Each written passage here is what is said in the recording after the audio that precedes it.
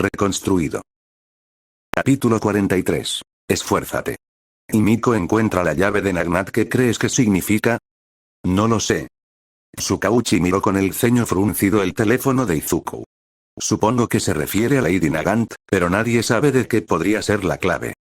¿Tiene la policía alguna idea de dónde podría estar? Preguntó Izuku. Está claro que Himiko cree que es importante. Tsukauchi rió con amargura. Ella y todos los miembros del HPSC. Revisó algunos archivos antes de sacar un mapa de Japón. Estos son todos los avistamientos confirmados que hemos tenido de Nagant desde que escapó del Tártaro. Se detuvo y miró a Izuku con recelo. Esta información es confidencial y solo te la digo porque podría estar relacionada con el caso Toga, ¿entiendes? Sí, señor. Tsukauchi lo miró un rato más antes de asentir. Ha aparecido en 16 ciudades importantes y varias más pequeñas, ha matado a más de 3 docenas de personas y ha desaparecido en cada ocasión antes de que supiéramos siquiera que estaba allí. Lo peor es que ya ni siquiera sabemos qué hace. Suspiró y se desplomó en la silla detrás de su escritorio. Una semana está matando a todos los miembros de la junta directiva de una empresa textil, a la siguiente a un periodista, luego al asesor de un miembro del parlamento local, ninguno de los cuales tenía vínculo alguno con el HPSC ni con la vida personal de Nagant. Claramente hay un patrón. Nagant nunca ha sido de los que cometen masacres sin sentido, pero por más que lo intento no tengo ni idea de cuál es. ¿Existen otras conexiones entre las víctimas? Distintas clases socioeconómicas, distintas partes del país, distintas edades, razas, géneros, tipos de peculiaridades. Estamos barajando otras posibilidades, pero Nagant no es una asesina en serie común y corriente, ni la típica sicaria a sueldo. Tiene una misión. Solo necesitamos averiguar cuál es. Tsukauchi puso una mano sobre el hombro de Izuku. Deja que nosotros nos encarguemos de buscar a Lady Nagant, Deku. Ese es nuestro trabajo. Si encontramos algo, te mantendremos informado. Lo prometo. Gracias, detective, suspiró Izuku. Me siento tan impotente. No serías tú si no intentaras ser un héroe, chico. Por ahora, concéntrate en tu entrenamiento. Eso es todo lo que podemos pedirte, al menos. Sí, asintió Izuku, echando un último vistazo al mapa. Tienes razón. Que tengas un buen día, Tsukauchi-san. Mantente a salvo, Midoriya-kun. Izuku salió de la oficina de Tsukauchi y de inmediato sintió que todas las miradas de la comisaría se fijaban en él. Oficiales novatos y civiles lo observaban con los ojos abiertos. Algunos de los oficiales con los que había trabajado antes lo saludaron con respeto. Imahara, la amable secretaria mayor que se había aficionado a esconder dulces en su cinturón de herramientas, sonrió y lo saludó. Los oficiales mayores, al ver su traje y capa de colores brillantes y su rostro juvenil, se burlaron. Los veteranos de la comisaría no habían ocultado que pensaban que la publicidad que lo rodeaba era exagerada.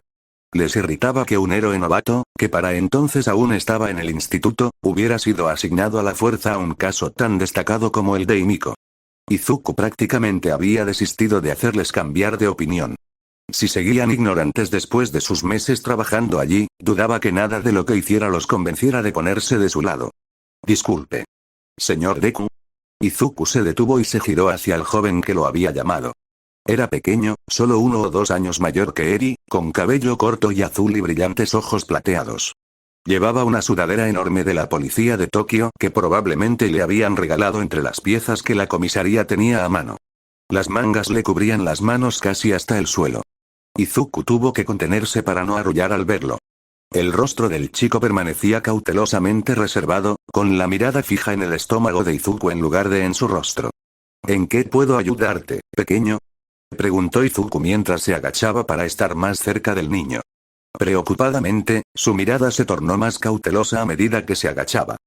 Es mi mamá. Izuku sintió que el corazón le daba un vuelco. Esperaba que le pidiera un autógrafo o algo. Un hombre la atacó hace un rato, pero la policía simplemente la ignora. Llevamos horas aquí y nadie ha hecho nada. ¿Tu mamá todavía está aquí, muchacho? Preguntó. Está allá, dijo, señalando hacia el bullpen. Una mujer estaba sentada junto a uno de los escritorios, temblando. Se aferraba a los brazos con las manos en un claro intento de calmarse. Su mirada, del mismo tono plateado que la de su hijo, recorrió a los agentes que caminaban, siguiendo a quien estuviera más cerca de ella. ¿Puedes ayudarla? Déjame ver qué puedo hacer, le dijo. ¿Te importaría esperar con tu mamá un momento? Voy enseguida. El chico lo miró con recelo. ¿Lo prometes? Izuku le ofreció un gesto solemne. Prometo. Izuku dejó que el chico lo observara un buen rato, proyectando la mayor sinceridad y seriedad posible. Tras un silencio profundo, el chico asintió y salió corriendo hacia su madre, corriendo entre las piernas de los policías. Izuku se levantó y estiró la espalda, aliviando la creciente tensión en sus hombros. Caminó hacia el sargento de guardia, consciente de que la mirada del chico seguía fija en él. Sargento Tanaka, un segundo, respondió el hombre, aburrido. Izuku esperó con impaciencia a que terminara de escribir antes de girarse. ¿Qué? Abrió mucho los ojos al ver a Izuku allí de pie. Deku. ¿Qué puedo hacer por usted, señor? Me preguntaba por la mujer y su hijo que están ahí en el escritorio. Hizo un gesto en su dirección. ¿Sabe quién lleva su caso? Ese sería el detective Iemon. Izuku dejó escapar un zumbido. No era un oficial que conociera. ¿Hubo algún problema, señor?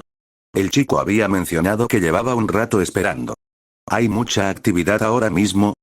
Oh, yo no me preocuparía por ellos, señor, dijo el sargento riendo. No tienen peculiaridades. A Izuku se le heló la sangre. El clamor de la estación se desvaneció. Su visión se centró en el sargento que tenía delante. ¿Qué? No tienen don, repitió Tanaka.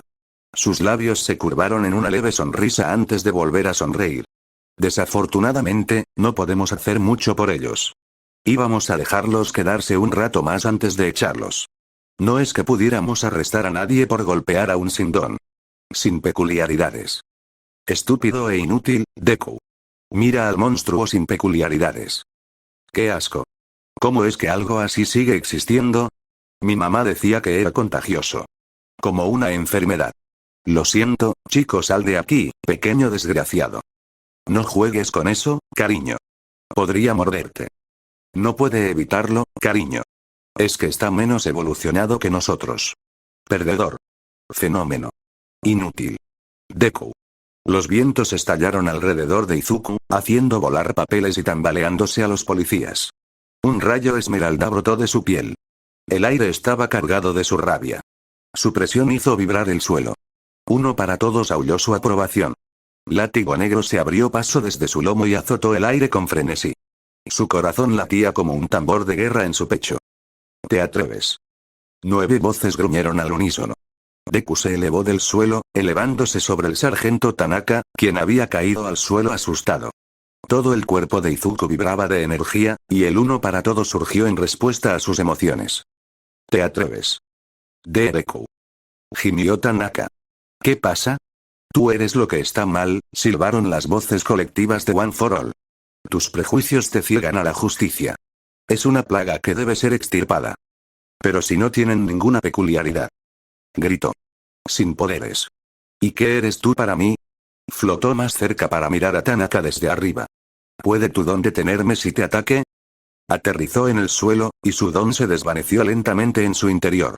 Respiró hondo y exhaló, dejando que el relámpago se desvaneciera. Los vientos que azotaban el recinto se calmaron. Tener fuerza no significa que puedas ignorar a quienes son más débiles que tú. Siguen siendo personas, imbécil. Pero, creo que ya has dicho suficiente, Tanaka. Sukauchi salió de detrás de Izuku y miró fijamente a su subordinado. ¿Por qué no esperas en mi oficina para que podamos hablar sobre qué hiciste mal hoy? El hombre se puso de pie a rastras y se alejó a toda velocidad de los dos. Sukauchi suspiró. ¿De verdad era necesario el espectáculo de luces, Midoriya? Sí, espetó Izuku. Respiró hondo otra vez y luchó por controlar lo que le quedaba de ira. Una gran parte de él aún ansiaba sangre, pero sabía que no le haría ningún bien a nadie. Aunque fuera satisfactorio. ¿Puedes asegurarte de que alguien le tome declaración? Le preguntó a Tsukauchi. Tengo que ir a caminar para que esto se calme. Por supuesto, chico. Izuku asintió y dio unos pasos hacia la puerta cuando un tirón en su capa lo detuvo. Gracias. El chico lo miró. Su rostro había cambiado de una cautelosa expresión a una radiante sonrisa. Gracias por ayudarnos. Me alegra ayudar. Le acarició el pelo. Ahora, me tengo que ir. Pero tú sigue protegiendo a tu mamá, ¿vale, pequeño? Movía la cabeza de arriba a abajo e Izuku no pudo resistirse a darle otra palmadita. De acuerdo. Nos vemos, pequeño. Gracias, Deku. Tan pronto como pasó las puertas exteriores, Izuku despegó como un cohete en el aire. Atravesó el cielo de regreso a Ua. El aire libre calmó un poco su frustración persistente, pero ese pozo burbujeante de ira aún lo carcomía. Los sentimientos anti-Kirkles estaban aumentando en Japón, Izuku lo sabía. Habían sido así durante años. Pero que se lo tiraran en la cara de nuevo después de tanto tiempo le dolía. También le preocupaba enormemente. ¿Cuánto empeoraría en los próximos 10 años? ¿O en los próximos 20? Especialmente si la nueva ola de personas que pedían la desregulación de los quirks se salía con la suya. ¿Qué impediría que las personas con fuertes quirks pisotearan a todos los demás? En una sociedad donde los quirks se volvieron aún más importantes en la vida diaria, ¿cuánto más alienados se volverían los Kirkles? ¿Y qué podía esperar hacer Izuku al respecto? No era como si pudiera golpear los prejuicios. Izuku usó más de uno para todos, obligándose a volar más rápido. Se sentía tan impotente. No podía ayudar a Himiko. No podía encontrar a Nagant. No podía convencer al mundo de que se preocupara por la gente sin don. No podía hacer nada. A pesar de toda su nueva fuerza, seguía siendo el mismo niño impotente de siempre. Tranquilo, Izuku, le susurró Nana en su mente. No tienes que cargar con todas las cargas del mundo tú solo. Ni siquiera tú puedes hacerlo todo solo. No puedes escapar de esto luchando, dijo Ikage. Pero eso no significa que seas impotente. ¿Quién hizo más bien al pueblo, Olmigato el símbolo de la paz? Algo en eso resonó en Izuku. Una chispa de idea se encendió en su mente. Tal vez, bip. Bip. Bip. Bip. Bip. Izuku aminoró la marcha al ver que su teléfono vibraba furiosamente en el bolsillo de su cinturón. 3 zumbidos cortos seguidos de una cuarta vibración más larga, la señal que había configurado para las alertas de HPSC. Sacó el teléfono y revisó la actualización. ¿Un avión se estrella sobre la bahía de Tokio? Miró la hora. Sí, tengo unos minutos.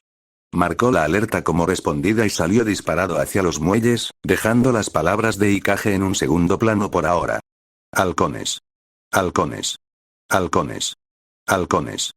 Keigo levantó las manos hacia la multitud que coreaba, y por primera vez, una sonrisa genuina se dibujó en su rostro.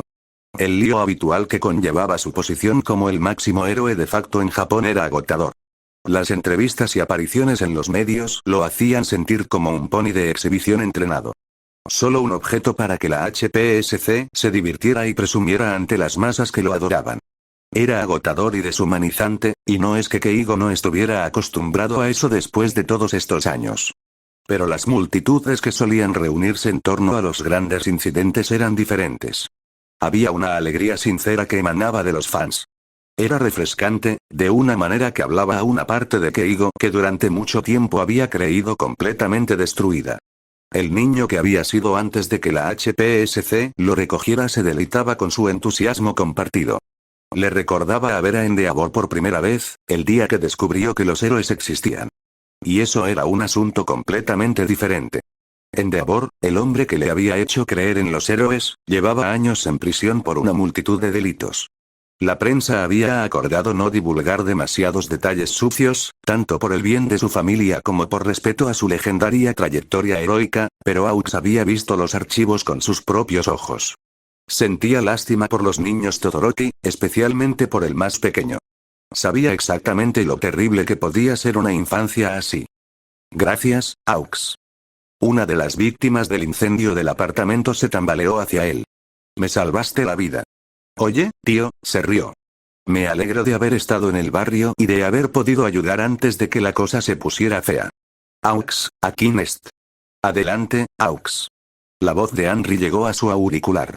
Era su persona favorita, la encargada de Nest, la persona al mando de su agencia que filtraba las llamadas de asistencia activas del HPSC y le indicaba a Aux a quién responder. Un momento, le dijo al hombre. Nest, soy Aux. ¿Qué pasa? Nos informan que un avión está experimentando problemas sobre la bahía de Tokio, a unos 12 kilómetros de la costa. El HPSC solicita la asistencia de cualquier aviador para ayudar con la situación. ¿Cuál es mi mejor ruta? Preguntó Keigo mientras se activaba el U de su visor. Las condiciones meteorológicas locales, los patrones de vuelo y la distancia hasta la última ubicación conocida del avión destellaban en su campo de visión. La mayoría de la gente asumía que sus gafas eran una moda o que solo servían para proteger sus ojos de la cizalladura del viento. Él se lo hacía creer con gusto. Ser subestimado por su edad o personalidad solía ser una ventaja para él como héroe.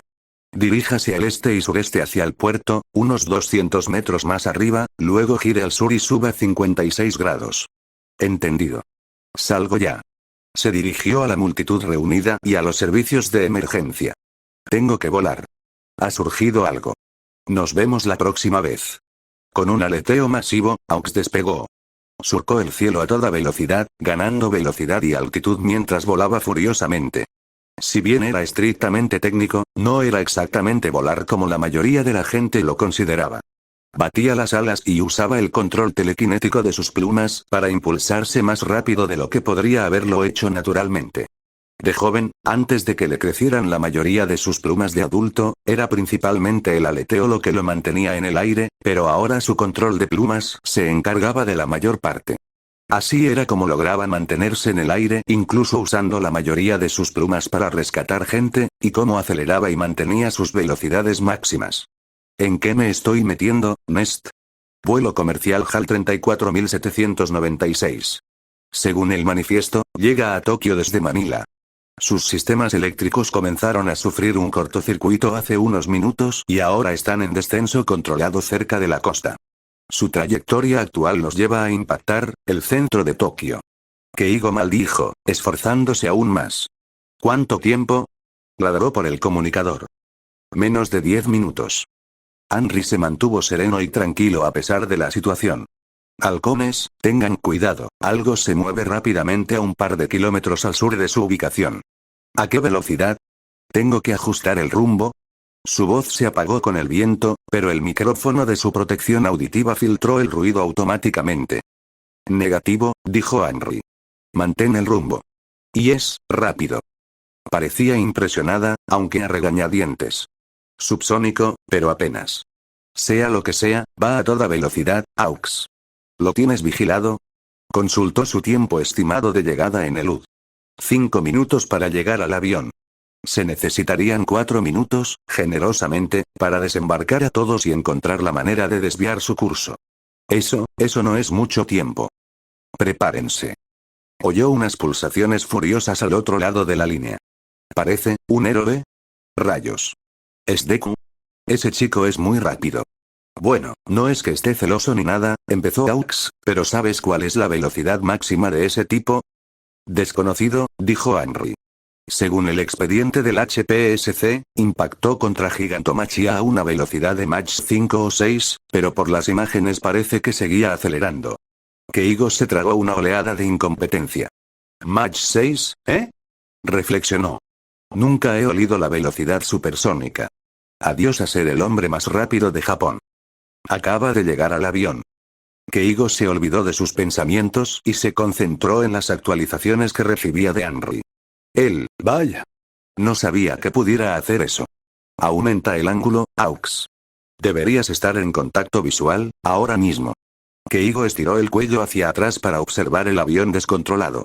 Era más pequeño que algunos de los enormes jumbo jets que transportaban pasajeros dentro y fuera del aeropuerto internacional de Tokio, pero aún así era lo suficientemente grande como para causar una cantidad descomunal de daños si lograba llegar al centro. Gruesos zarcillos negros se enroscaban bajo el fuselaje principal a intervalos aleatorios, sosteniéndolo desde abajo y conducían a un pequeño punto verde que volaba justo por encima del avión. Sud se centró en el punto y lo expandió para mostrarle a Deku. Los extremos de los zarcillos emergían de los brazos y el pecho del chico y se enrollaban alrededor de él.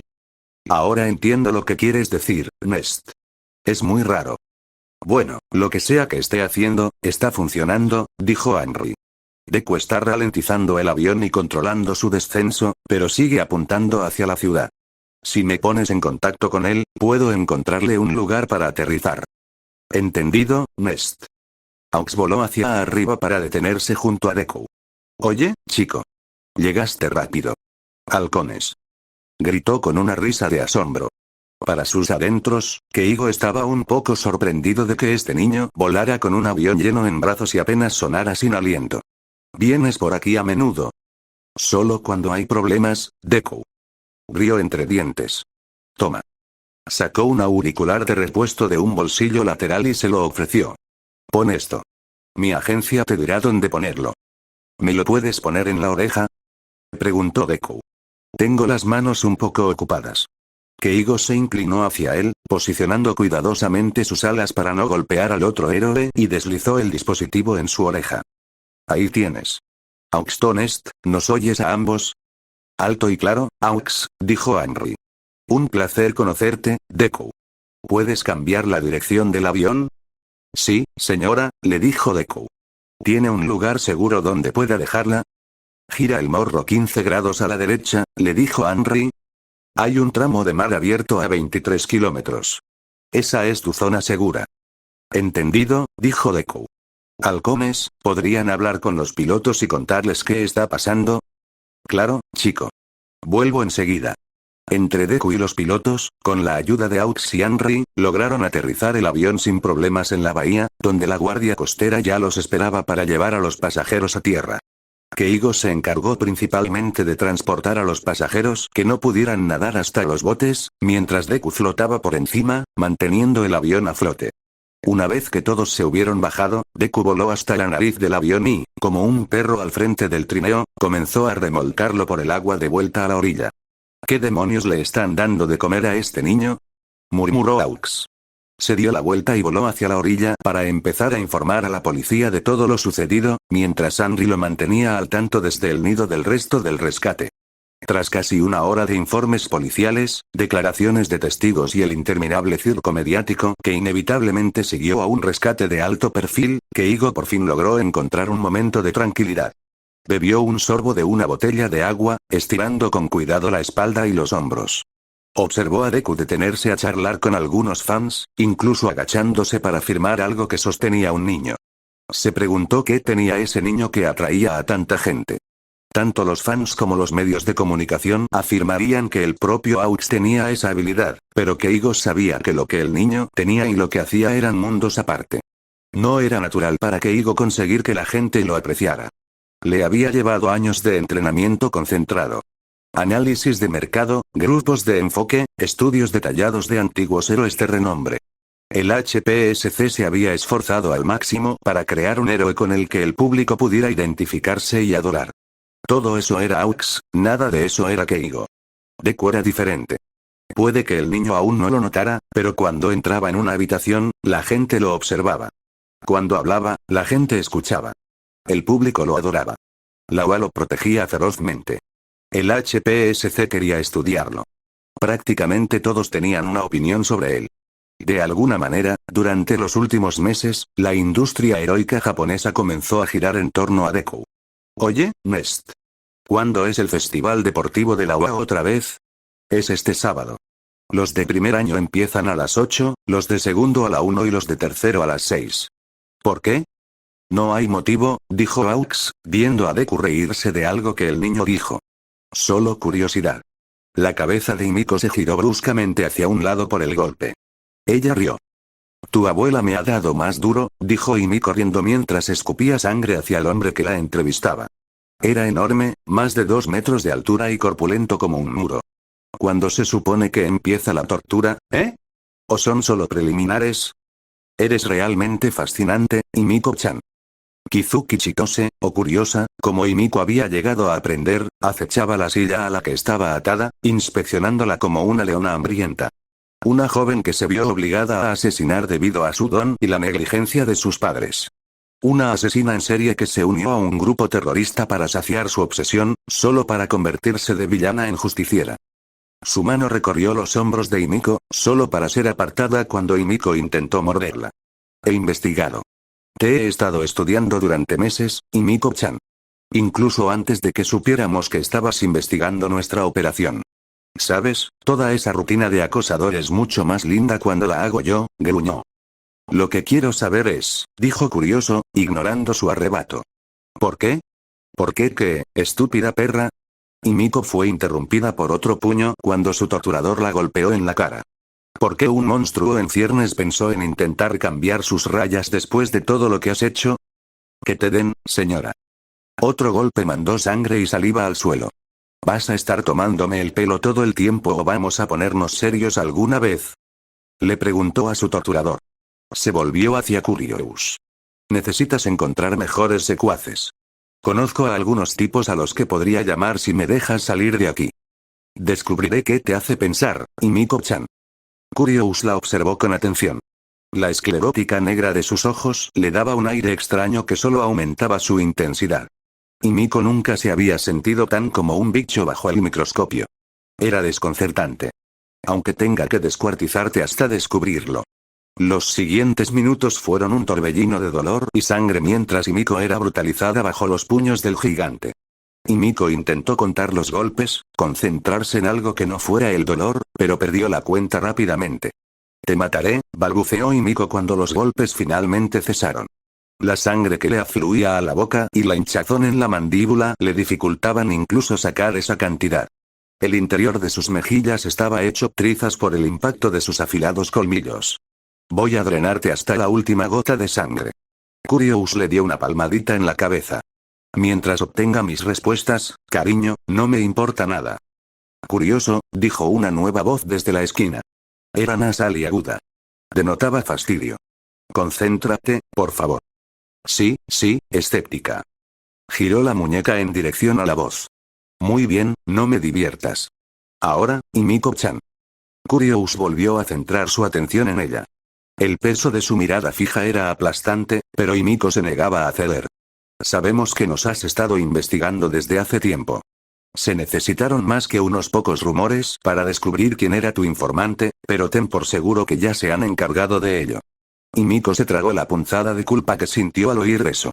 Lo que les hubiera pasado no era culpa suya. Sabían en qué se metían cuando empezaron a vender los secretos del Ejército de Liberación. Himiko ni siquiera se había acercado a ellos primero. Fueron ellos quienes acudieron a ella con la información. No era culpa de Himiko. No lo era. Por supuesto que lo fue. Sabemos, continuó, ajena a la abrumadora culpa de Himiko, que lleva semanas recopilando información sobre nosotras. Curiosa, agarró la mandíbula de Himiko con la mano, haciéndola gemir de dolor. También sabemos que aún no le has contado a tu amiga de la policía sobre nosotras. Nuestros propios agentes lo han confirmado. Así que, pasó una uña afilada por los moretones que cubrían el rostro de Himiko. ¿Qué has hecho con toda esa información? Himiko escupió un chorro de sangre que golpeó con fuerza el rostro de Curious. La otra mujer ni siquiera parpadeó ante la ofensa, simplemente siguió mirándola fijamente. Después de unos instantes, Himiko se desmoronó y parpadeó primero. Curious se retiró con un suave zumbido. Obtendré mis respuestas, Himiko. Siempre las recibo. Se giró hacia el hombre corpulento que estaba detrás de ella. Tamakawa, puedes continuar. El tiempo perdió todo significado cuando Himiko se rindió a las olas de dolor.